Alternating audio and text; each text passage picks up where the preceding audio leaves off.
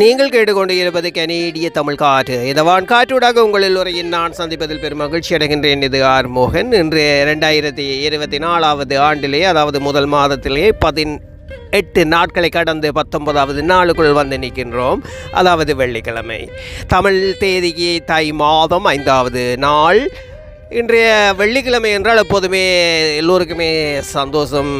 ஒட்டுமொத்த மக்களுக்கு, ஒட்டுமொத்த உலகத்துக்கே சந்தோஷம். ஏனென்றால் கூடுதலாக வெள்ளிக்கிழமை வந்துவிட்டால் அந்த 5 நாட்கள் மட்டுமே நாங்கள் எல்லோருமே வேலை செய்வோம்.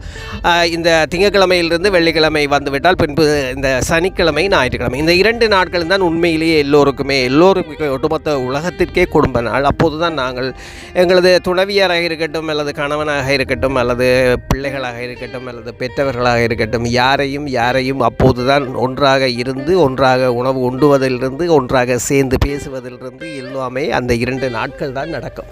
ஆகவே இந்த 2 நாட்கள் தான் எங்கள் வாழ்க்கையில் முக்கியமான நாள். இந்த 2 நாட்களுக்காக 5 நாள் ஓட்டம், 5 நாட்களுக்காக 2 நாள் ஓய்வு. இப்படியே ஓடிக்கொண்டு இருக்கின்ற போது ஒரு நாள் ஓய்வோம்.